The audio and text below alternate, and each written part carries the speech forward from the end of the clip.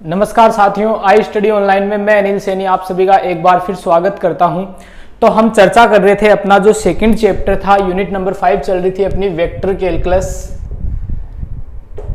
Calculus का part अपने चल रहा था और ये इसकी फाइनल यूनिट के ऊपर हम चर्चा कर रहे थे, यूनिट नंबर 5। ठीक है, और इस वेक्टर में ये एक ही यूनिट है। मैंने आपको बताया था ये न्यूमेरिकल एनालिसिस की 4 यूनिट और इसकी 1 यूनिट, इस प्रकार मिला के आपको पेपर में 5 यूनिट पूछी जाती है। ठीक है, न्यूमेरिकल एनालिसिस में अपन 1 यूनिट पढ़ चुके थे, ये अब कंप्लीट होने पर ही है। 2 या 3 लेक्चर में इसको हम कंप्लीट कर लेंगे, उसके बाद वापस अपनी एनए स्टार्ट करेंगे न्यूमेरिकल एनालिसिस को। एक चीज मैं और बताना चाहूंगा सभी स्टूडेंट को कि आने वाली जैसे 5 अक्टूबर है, तो पहले प्लान ये था कि 1 अक्टूबर से आपकी क्लासें डबल कर दी जाएगी, लेकिन हुआ क्या कि 15 तारीख तक कुछ मेरी एग्जाम्स का शेड्यूल है। ठीक है, कुछ एग्जाम का शेड्यूल है मेरा, तो मैं उसमें थोड़ा सा बिजी हो जाऊंगा, तो उस चक्कर में आपकी जो क्लासें हैं वो थोड़ी बहुत डिस्टर्ब हो सकती है। तो एक बार जो क्लासें चल रही है वही चलती रहेगी। 16 या 17 अक्टूबर से एग्जाम बाद जैसे ही मेरी एग्जाम कंप्लीट होती है, हम इन क्लासों को डबल कर देंगे। ठीक है, लेकिन आप बेफिक्र रहें, उस टाइम में अगर कोई क्लास नहीं हो पाती है, मिस हो जाती है, तो मैं उम्मीद करता हूँ आप इस चीज़ को समझोगे सभी स्टूडेंट। ठीक है, इतना तो अंडरस्टैंड कर सकते हो आप। ठीक है, तो उन चीज़ों को आप ध्यान में रखना। मैं आज ही बता देता हूँ कि ये 10 दिन जो 5 से 15 तक के बीच के हैं, उनमें हम थोड़ा डिस्टर्ब हो सकते हैं, आपकी क्लासें ऊपर नीचे हो सकती है या किसी दिन ना भी हो, ये भी सीन हो सकता है।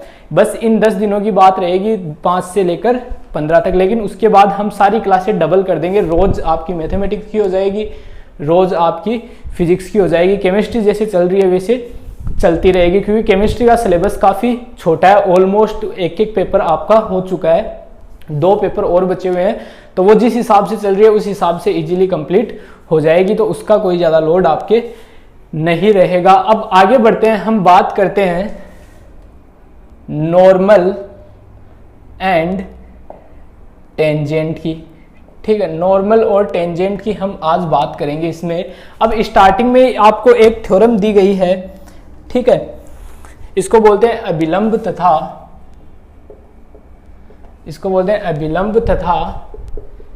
स्पर्श तल। ठीक है, नॉर्मल एंड टेंजेंट प्लेन। ठीक है, तो इसको बोलते हैं स्पर्श तथा अभिलंब तल। ठीक है, इसका एक सबसे पहले एक आपको थ्योरम दी गई है या इसका एक डेरिवेशन आपको दिया हुआ है, वो डेरिवेशन में लिख रहा हूं, to find the vector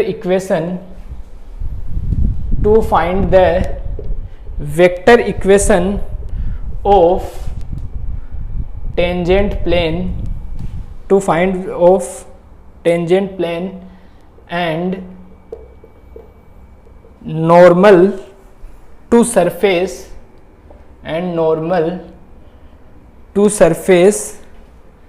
f x y z equals to c, where c is constant। इसको हिंदी में लिख रहा हूं, पृष्ठ f x y z equals to c, जहां c अचर है, कांस्टेंट है। ठीक है, इस पर स्पर्श तल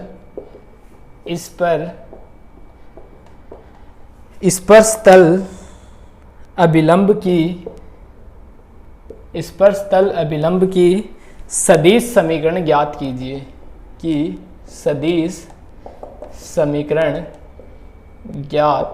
कीजिए। ये थ्योरम का स्टेटमेंट आपको दिया हुआ है कि एक पृष्ठ दिया हुआ है एफ एक्स वाई जेड, और वो कैसा दिया हुआ है, कांस्टेंट दिया हुआ है, और इसका क्या निकालना है अपने को, स्थिति सदिश, जो स्पर्श तल है और अभिलंब है उसकी आपको इक्वेशन निकालनी है। तो इसका सॉल्यूशन करते हैं। तो सॉल्यूशन देखना, सबसे पहले मैं इसमें स्पर्श तल निकाल रहा हूं। ठीक है, सबसे पहले हम इसमें स्पर्श तल निकाल रहे हैं, यानी कि टेंजेंट प्लेन में इसमें सबसे पहले निकाल रहा हूं। ठीक है, इसमें टेंजेंट प्लेन में निकाल रहा हूं। मैं मान लेता हूं, माना F X Y Z equals to C कोई पृष्ठ है। ठीक है, ये पृष्ठ हमें दिया हुआ है, तथा P इस पर कोई बिंदु है। ठीक है, P इस पर तथा P इस पर कोई बिंदु है कोई बिंदु है जिसके निर्देशांक ए बी और सी है। ठीक है, ये कोई प्लेन आपको दिया हुआ है। ठीक है, ये क्या दिया हुआ है, कोई प्लेन आपको दिया हुआ है, इस प्लेन के ऊपर कोई बिंदु आपको P दिया हुआ है, ऐसा मान लो। ठीक है, प्लेन के ऊपर कोई बिंदु P दिया हुआ है जिसका स्थिति सदिश आपको दिया हुआ है R नोट, जिसका स्थिति सदिश R नोट है, जो इस प्रकार से आपको दिया हुआ है R नोट बराबर AI plus BJ plus CZ। ये आपको इसका स्थिति सदिश R0 दिया हुआ है। क्लियर है सभी स्टूडेंट को? हमें क्या करना है, इस बिंदु P पर जो स्पर्श तल है उसका समीकरण ज्ञात करना है। तब बिंदु P पर स्पर्श तल का समीकरण ज्ञात करना है। हमें क्या करना है साहब, हमें इस बिंदु P के ऊपर स्पर्श तल का समीकरण ज्ञात करना है। R नोट हमें क्या दिया हुआ है, इसका स्थिति सदिश दिया हुआ है। क्लियर होगी सभी स्टूडेंट को यहां तक?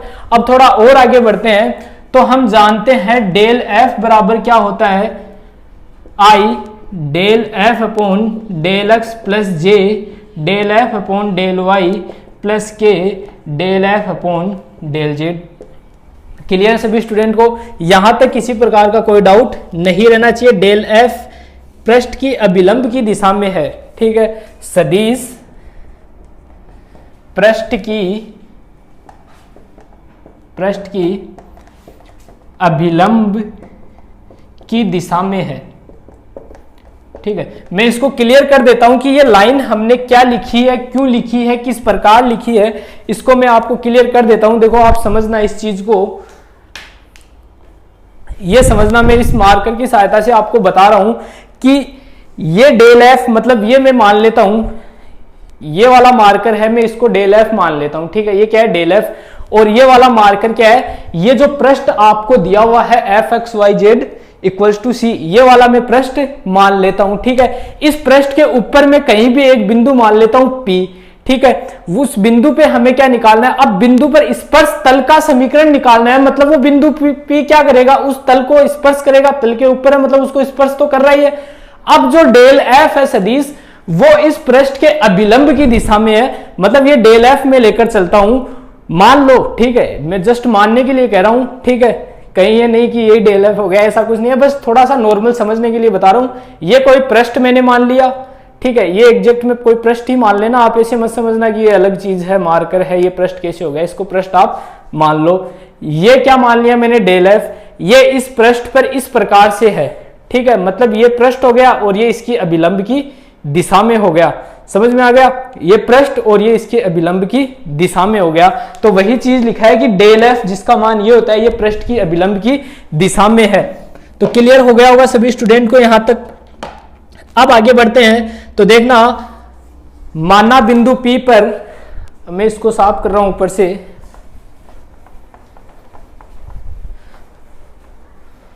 देखो मोस्ट इंपोर्टेंट ये दो पार्ट है इसके अंदर, जो दो थ्योरम्स है, इस टाइप की दो थ्योरम है, दोनों में आपको स्पर्श तल और अभिलंब तल निकालना है। ठीक है, और काफी इंपॉर्टेंट है। अब देखना, अब बिंदु Q इस पर कोई अन्य बिंदु है, कोई अन्य बिंदु है जिसका स्थिति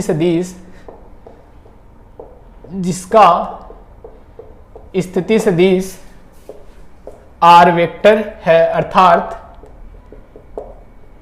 PQ वेक्टर बराबर अपने पास है R वेक्टर, और R वेक्टर बराबर है xi plus yj plus z के, यानी कि इस बिंदु Q के निर्देशांक क्या है मेरे पास, xy z है। क्लियर है सभी स्टूडेंट को? यहां तक किसी प्रकार का कोई डाउट नहीं रहना चाहिए। क्लियर सभी स्टूडेंट को? अब थोड़ा और आगे बढ़ते हैं और इसको कंप्लीट करते हैं। तो देखना, अब देखना यहां से ये, सॉरी ये PQ गलत लिख दिया, अर्थात R वेक्टर बराबर क्या हो गया अपने पास, ये हो गया। अब मैं निकालूंगा PQ वेक्टर, तो PQ वेक्टर मेरे पास क्या होगा, R naught vector minus R vector. Clear सभी स्टूडेंट को? थोड़ा और आगे बढ़ रहे हैं। अब इस नीचे वाले को भी मैं साफ कर रहा हूं पूरे को।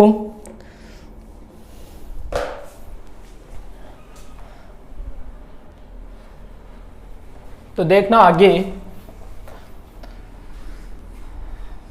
ये देखना r minus r naught vector होगा, क्योंकि बड़ा वाला कौन सा है? r वेक्टर है, ठीक है। आगे कौन सा है? r वेक्टर है।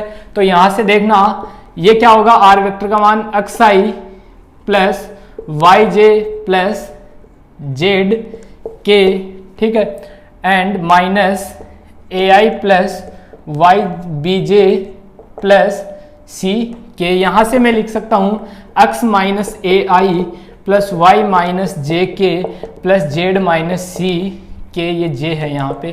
क्लियर है सभी स्टूडेंट को? अब आगे देखना एक चीज अब यहां से समझ में आ गई होगी, ये इक्वेशन क्या शो कर रही है कि ये पूरा का पूरा क्या हो गया? एक पृष्ठ हो गया। ये पूरा का पूरा क्या हो गया? एक पृष्ठ हो गया, ठीक है, जो किस पर स्थित है? जो हमें दिया हुआ था एफ एक्स वाई जेड, उस पृष्ठ के ऊपर स्थित कौन सा पृष्ठ हो गया? ये PQ हो गया, ठीक है। यानी कि इस PQ का मान क्या है? r vector minus r naught vector. ये इस पृष्ठ के ऊपर हो गया, मतलब ये इसके स्पर्श तल में हो गया। क्लियर है? हम स्पर्श तल निकाल रहे हैं, मतलब ये इसके स्पर्श तल में हो गया। क्लियर है सभी स्टूडेंट को? अब यहां से देखना एक चीज, जो पहले हमने एक इक्वेशन लिखी थी कि सदिश डेल एफ क्या था? इसके अभिलंब था, ठीक है। यानी कि मैंने कंडीशन बताई थी कि जो ये आपका पृष्ठ था, इस पे ये डेल एफ इस प्रकार था, अभिलंब में था।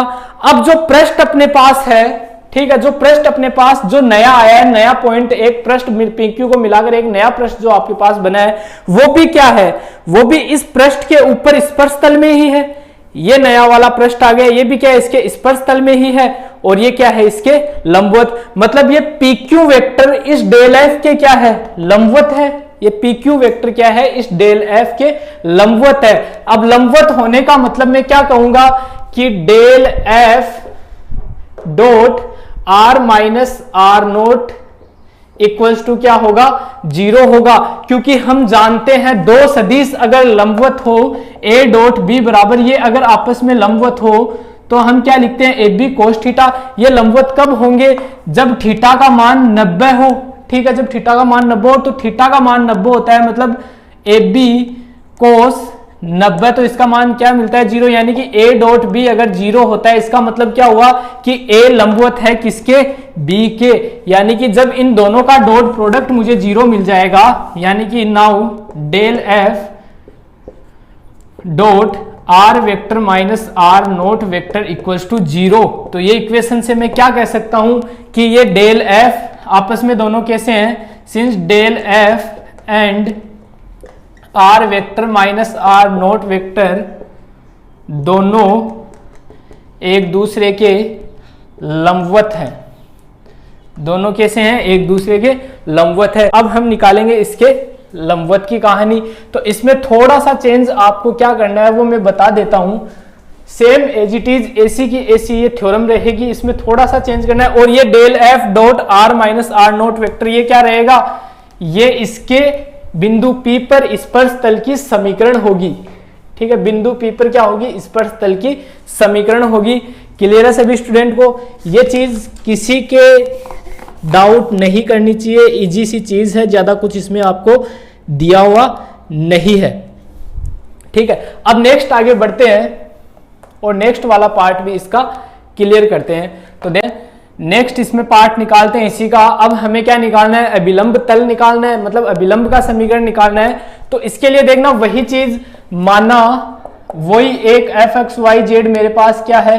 कोई पृष्ठ है, ठीक है। fyz क्या है? कोई पृष्ठ है। P इस पर कोई बिंदु है जिसका स्थिति सदिश मेरे पास r नोट वेक्टर है, और इस बिंदु P के निर्देशांक क्या है? ABC है। यानी कि r नोट वेक्टर बराबर क्या होगा? AI plus BJ plus CK। Clear सभी स्टूडेंट को? सिमिलरली सदिश डेल F बराबर I del upon del X F J del F upon del Y plus K del F upon del Z, ठीक है। ये क्या है? ये सदिश किस दिशा में लिया था अपन ने, अभिलंब है, ठीक है, अभिलंब तल में है, ये इस प्रकार से लिया था। सेम वहां तक की कंडीशन वो की वही है, कोई चेंज नहीं है, नो चेंज, ठीक है, वहां तक की कंडीशन इसमें सेम है। अब आगे जो सेम नहीं होगा वो क्या नहीं होगा कि माना इस पर कोई अन्य बिंदु, इस पर कोई अन्य बिंदु क्यों इसके अभिलंब में है या अभिलंब तल में है, अभिलंब तल में है, ठीक है, बस यही चेंज है इसमें और कोई भी चेंज नहीं होगा। उसमें ये क्यों क्या था, स्पर्श तल में था। स्पर्श तल में क्यों था, क्योंकि हम स्पर्श तल का समीकरण निकाल रहे थे, इसलिए ये कहां था, उसके स्पर्श तल में था। अब हम क्या निकाल रहे हैं, अभिलंब का समीकरण निकाल रहे हैं, तो ये क्यों क्या होगा, इसके अभिलंब के तल में होगा। कहने का मतलब पहले वाले केस में क्या था, पहले वाले केस में आपके इस प्रकार था कि ये आपके पास पृष्ठ था, सरफेस था। पहले वाले केस की बात करते हैं, ठीक है, पहले वाले केस में आपके पास ये सरफेस थी, ठीक है, एफ एक्स वाई जेड, ये क्या था, कोई पृष्ठ। इस पर यहां मैंने मान लो कोई बिंदु ले लिया, यहां मैंने कोई बिंदु P ले लिया, ठीक है, जिसके स्थिति सदिश मैंने क्या लिया, R0 लिया और निर्देशांक क्या थे, ABC थे। फिर उसके बाद मैंने क्या किया, इस पर कोई अन्य बिंदु Q मान लो इसके पास ले लिया, यहां पे वो भी कैसा था, स्पर्श तल में था, वो भी कैसा था, स्पर्श तल में था। स्पर्श तल में होने का मतलब दोनों से जो एक नया तल बनेगा, दोनों की इक्वेशन से हमने क्या निकाला, नया तल निकाला। वो नया तल कैसा होगा, इस जो वेक्टर था सदिश डेल एफ, वो तो क्या था, लंबवत था, तो ये समान तल में है, ये लंबवत है, मतलब दोनों आपस में क्या हो गए, लंबवत हो गए। अब नेक्स्ट कंडीशन की चर्चा करते हैं। नेक्स्ट कंडीशन में बिंदु P तो वही है, बिंदु P तो मेरा क्या है, वही है, ठीक है, बिंदु P वही है, और इस P के लंबवत कौन है, इस P के लंबवत कौन है, डेल F है, वो भी वही है। डेल F भी पहले वाली जगह है और P भी पहले वाली जगह है, लेकिन Q ने क्या किया, Q को मैंने इस बार इस पृष्ठ के अभिलंब की दिशा में ले लिया, मतलब उसको भी मैंने इस प्रकार से ले लिया, इस Q को भी मैंने इस प्रकार से अभिलंब की दिशा में ले लिया। देखो ये थोड़ा मार्कर से इस प्रकार से समझाना थोड़ा मतलब कंफ्यूज मत होना, मतलब ये तरीका थोड़ा गलत है, मतलब एग्जैक्ट में, लेकिन आपको समझाने के लिए मैं बता रहा हूं कि किस प्रकार से है, ठीक है। ये क्या हो गया, इसके अभिलंब हो गया, ये पृष्ठ हो गया। पृष्ठ कौन सा है, इस पृष्ठ पर बिंदु P है, इस बिंदु P के अभिलंब कौन है, डेल F है, ठीक है। अब जो बिंदु PQ में ले रहा हूं वो कैसा लूंगा, वो भी इस पृष्ठ के अभिलंब ही लूंगा, क्योंकि अभिलंब का समीकरण निकाल रहा हूं।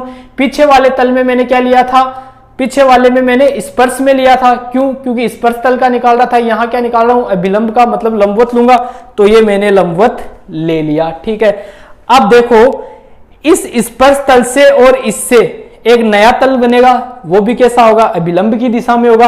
अब ये डेल F भी कैसा है मेरे पास, अभिलंब की दिशा में है, और ये पृष्ठ भी मेरा पास कैसा है, अभिलंब की दिशा में है, दोनों सेम दिशा में है। मींस दोनों कैसे दिख रहे हैं आपको, पैरेलल दिख रहे हैं, समांतर दिख रहे हैं, दोनों इस प्रकार से तल हो जाएंगे। इस प्रकार से होने का मतलब दोनों कैसे हैं, पैरेलल है, पैरेलल है मतलब समांतर है, तो यही चीज है, यही कंडीशन है, क्यों इसके अभिलंब तल में है। अब डायरेक्ट में लिख देता हूं क्योंकि समझ में सभी को आ गया, वही चीज लिखनी है कि साहब PQ वेक्टर तो क्या हो जाएगा, पहले R वेक्टर इसका स्थिति सदिश मान रहा हूं, वो xi plus yj plus zk हो गया, ठीक है। यहां से मैं क्या लिखूंगा, PQ वेक्टर लिखूंगा, तो PQ वेक्टर क्या होगा, R vector minus R0 vector, जो क्या होगा x minus a i plus y minus b j plus z minus c के, ये क्या होगा मेरे पास, PQ वेक्टर होगा, जो डेल F के कैसा होगा, समांतर होगा। तो देखना अब डेल F तथा PQ वेक्टर, और PQ वेक्टर किसके बराबर है, R माइनस R0 वेक्टर के समांतर होंगे, समानांतर होंगे, ठीक है, समानांतर होंगे। तो हम क्या लिखेंगे, del F cross R minus R vector equals to 0। Clear सभी स्टूडेंट को, ठीक है। हम क्या लिखते हैं, A क्रॉस B अगर समांतर है तो इसका मान क्या मिलता है, 0। क्यों मिलता है, क्योंकि ये क्या होता है, AB साइन थीटा, ठीक है। अब इसका मान 0 कब होता है, जब थीटा का मान क्या हो, 0। थीटा का मान 0 मतलब दोनों समान है, यानी कि AB साइन 0, तो ये पूरा क्या बन जाएगा 0, तो a क्रॉस b बराबर क्या मिलेगा आपको 0। तो ये कंडीशन से आप क्या कह सकते हो, यही क्या होगा इसके अभिलंब का समीकरण होगा। तो दो चीजें हमने इसमें पढ़ी, एक तो स्पर्श तल का समीकरण, फिर नेक्स्ट पढ़ा आपने अभिलंब का समीकरण। तो क्लियर हुआ होगा सभी स्टूडेंट को। अब सेम एज इट इज इसका नेक्स्ट अगला वाला पार्ट आता है, उसमें क्या करना है, उसमें हमें दो बिंदु लेने हैं इसी प्रकार से, ठीक है, पृष्ठ दो लेने हैं और इसमें ज्यादा कुछ चेंज आपको करना है नहीं, ठीक है। तो समझने में कोई दिक्कत, कोई डाउट वगैरह आपको नहीं रहने चाहिए। आगे बढ़ते हैं अब और इसकी नेक्स्ट थ्योरम पर भी हम चर्चा कर लेते हैं। इसकी नेक्स्ट थ्योरम क्या कहती है, अगला पार्ट है इसका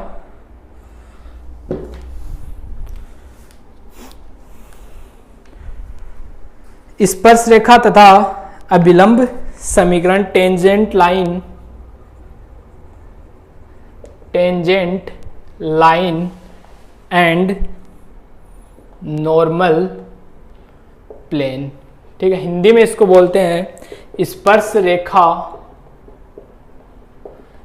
तथा अभिलंब समतल, स्पर्श रेखा तथा अभिलंब समीकरण। इसकी चर्चा कर लेते हैं। इसका स्टेटमेंट में लिख देता हूं, to find the equation of tangent line, to find the equation of tangent line, to find the equation of tangent line, equation of the tangent plane, to find the equation of line, ये to find the equation of tangent line and normal plane at the point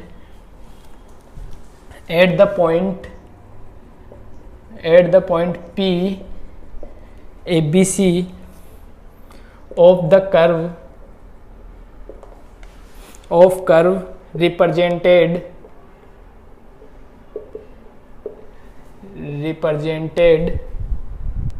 by the intersecting surface F1 XY Z equals to C1 and F2 XY Z equals to C2। Hindi में मैं इसको repeat कर देता हूं। ये बोल रहा है सतह F1 XYZ बराबर C1 और F2 XYZ equals to C2 के प्रतिच्छेदन से, मतलब ये क्या कर रहे हैं, दो सरफेस आपको दी हुई है। देखो मैं बता देता हूं ये सरफेस किस प्रकार से आपको दिए हुए हैं, एक बार देख लो। ये सरफेस F1 मेरे पास है, ये सरफेस F2 मेरे पास है, ये आपस में क्या कर रहे हैं, इंटरसेक्ट कर रहे हैं। इस प्रकार से मान लो प्रतिच्छेद कर रहे हैं, ठीक है। ये क्या कर रहे हैं, मेरे पास प्रतिच्छेद कर रहे हैं। इस प्रकार से दो प्लेन मेरे पास है, इसको किसी भी प्रकार से मान रहे हो, लेकिन ये कर क्या कर रहे हैं, आपस में प्रतिच्छेद कर रहे हैं, दोनों के दोनों पृष्ठ। क्लियर है सभी स्टूडेंट को। अब आगे देखना कि प्रतिच्छेदन से व्यक्त होने वाली वक्र के बिंदु P, इसके प्रतिच्छेदन से जो वक्र है उसके बिंदु पर ले रहा है, ये कोई बिंदु P ले रहा है जिसके निर्देशांक ABC है, ठीक है। इसके निर्देशांक क्या है, ABC है। इस पर स्पर्श रेखा तथा अभिलंब की समीकरण आपको ज्ञात करनी है। तो वहां तक तो वही चेंज, कोई चेंज नहीं रहेगा कि PQ वेक्टर आपको निकालना है। तो देखना वही चीज, इसका सॉल्यूशन देखते हैं। माना P ABC कोई बिंदु है, ठीक है, तथा Q इस पर कोई अन्य बिंदु है, कोई अन्य बिंदु है। क्लियर है सभी स्टूडेंट को। इसका स्थिति सदिश में ले लेता हूं, वही R0 वेक्टर, इसका स्थिति सदिश ले लेता हूं मैं R वेक्टर, ठीक है। इसके निर्देशांक क्या होंगे, AI plus BJ plus CK। इसके निर्देशांक क्या होंगे, XI plus YJ plus Z के। इसके निर्देशांक क्या हो गए, XY Z हो गए। क्लियर सभी स्टूडेंट को, ठीक है। यहां से मैं क्या निकालूंगा, PQ वेक्टर निकालूंगा, मतलब R माइनस R0 वेक्टर निकालूंगा। वो क्या मिलेगा, X minus A I plus Y minus B J plus Z minus C के ये क्या आ गया मेरे पास, वही यहां तक सेम रहेगा, यहां तक कोई चेंज इसमें नहीं कर रहे हैं हम। ठीक है, अब देखना यहां से मैं एक चीज कहूंगा कि जो r माइनस r0 है स्पर्श रेखा का निकाल रहे हैं, तो स्पर्श रेखा के अनुदिश एक सदिश होगा। ठीक है, स्पर्श रेखा के अनुदिश क्या होगा, एक सदिश होगा। तो देखना यहां r vector minus r0 vector स्पर्श रेखा के अनुदिश है। अब आगे देखना डेल F1 तथा डेल F2 पृष्ठ F बराबर F एक्स वाई जेड बराबर C1 तथा F एक्स वाई जेड बराबर C2 बिंदु P के अभिलंब में है। ठीक है, अभिलंब में है। क्लियर है? तो मैं यहां से कहूंगा अतः डेल F1P यानी कि ये बिंदु P पर, ठीक है, डेल F2P बिंदु P के स्पर्श रेखा के बिंदु P के लंबवत है, बिंदु P के लंबवत है। ठीक है, दोनों के दोनों कैसे हैं, बिंदु P के लंबवत है। अतः आगे मैं इधर लिख रहा हूं, अतः del F1P cross del F2P बिंदु P के स्पर्श रेखा के समानांतर होंगी। ठीक है, इस चीज को समझना एक बार कि दो प्लेन आपस में इंटरसेक्ट कर रहे हैं। ठीक है, दो प्लेन क्या कर रहे हैं, आपस में इंटरसेक्ट कर रहे हैं। एक प्लेन आपको f x1 y z बराबर c1 दिया है, दूसरा आपको c2 दिया है। ये दोनों आपस में क्या कर रहे हैं, इंटरसेक्ट कर रहे हैं और इस पर कोई बिंदु p आपने लिया हुआ है। ठीक है, अब इस पर दो सदिश, एक तो डेल f1 और एक डेल f2 ये लिए हुए हैं। ठीक है, तो ये कह रहा है कि ये दोनों कैसे लिए हैं, अपन ने अभिलंब में लिए, अभिलंब में लिए हैं। तो ये बिंदु P के तो क्या होंगे, अभिलंब में होंगे, लेकिन बिंदु P पर ये जब स्पर्श रेखा खींचेगा तो उस स्पर्श रेखा के कैसे होंगे, ये समानांतर होंगे, क्योंकि स्पर्श रेखा हमें ऐसे खींचनी है जो बिंदु P से स्पर्श करे। कहने का मतलब दोनों के बिंदु P क्या है, इन दोनों प्लेन के इंटरसेक्ट से बनेगा एक, जो इंटरसेक्ट से जो नया पृष्ठ बनेगा उसके ऊपर कोई बिंदु है। ठीक है, इस चीज को समझने की कोशिश करना कि दो प्लेन जब आपस में इंटरसेक्ट करते हैं तो एक नया पृष्ठ जनरेट होता है, उस पृष्ठ पर क्या है, कोई बिंदु P है, उस पे क्या ली हमने, स्पर्श रेखा। उस स्पर्श रेखा के समांतर कौन होंगे, ये होंगे। ठीक है, यानी कि मैं क्या कहूंगा यहां से del F1 cross del F2, ठीक है, और ये किसके क्रॉस होंगे, PQ वेक्टर के क्रॉस के इक्वल टू 0, यानी कि PQ वेक्टर का क्रॉस क्या है, R vector minus R0 vector cross del F1 cross del F2 equals to 0। Clear सभी स्टूडेंट को? यही कहानी इस आर्टिकल की रहती है पूरे की, ज्यादा कुछ इसमें बचता नहीं है।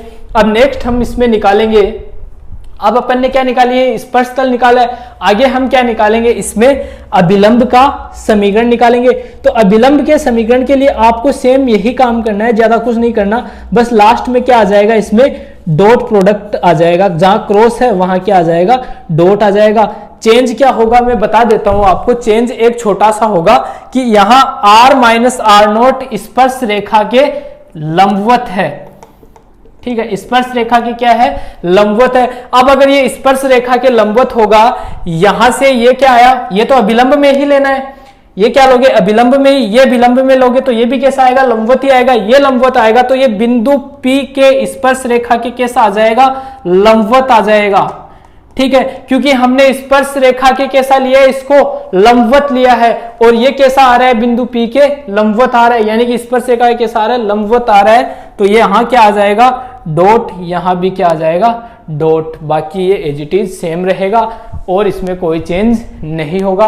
तो आज की क्लास में अपन ने मोस्ट इंपोर्टेंट दो थ्योरम्स के ऊपर चर्चा की जो काफी बार एग्जाम में पूछी जाती है। तो उम्मीद करता हूं सभी स्टूडेंट को समझ में आई होगी। नेक्स्ट क्लास में इसके कुछ क्वेश्चंस करेंगे और कोशिश करते हैं आगे वाली 2-3 क्लासों में इस यूनिट को कंप्लीट करने की। तो मिलते हैं नेक्स्ट क्लास में, तब तक के लिए आपका दिन शुभ रहे, धन्यवाद।